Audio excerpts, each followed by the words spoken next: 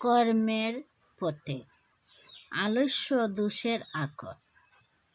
জগতে সকল অপরাধের ক্ষমা আছে, সকল দোষের স্খলন আছে, সকল পাপের প্রায়শ্চিত্ত আছে, নাই কেবল আলস্যের।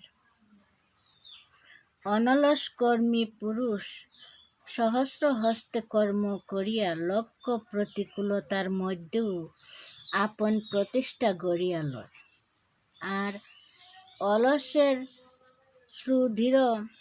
সুদৃঢ় প্রতিষ্ঠা আপনা আপনি ধ্বংসিয়া পড়ে। অলস রাজার রাজ্য বাতাসে উড়িয়া যায়, অলসের সুস্থ দেহ বিনা রোগে ক্ষয় পায়। অলসের ধন ইঁদুরের গর্ত দিয়ে পরের ঘরে চলিয়া যায়। মহাপাপীও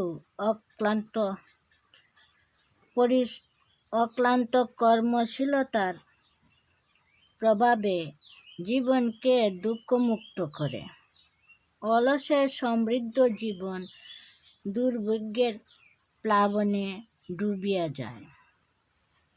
কর্মী তাহার অন্নরাশি বিধাতার ভাণ্ডার হইতে নিজ বাহুবলে কাড়িয়া আনে, আর অলসের ঘৃত অন্ন উদরে অম্লের সৃষ্টি করিয়া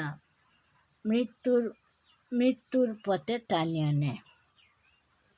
অলসের চিন্তা কুকথায় পুষ্ট হইয়া জীবনকে ভারাক্রান্ত ও অন্ধকার করিয়া তোলে, আর কর্মীর অনলস চিন্তা স্রোত জগতের প্রাণ প্রবাহে বল সঞ্চার করে।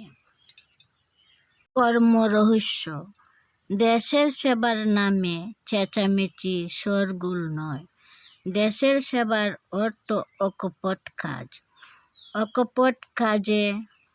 অকপটভাবে কাজ করিতে যাইয়া যদি কথা বলিতে হয় বলো, তাতে দোষ নাই, কিন্তু কথারই জন্য কথা বলিও না, কথাকে কাজের সহকারিণী করিও।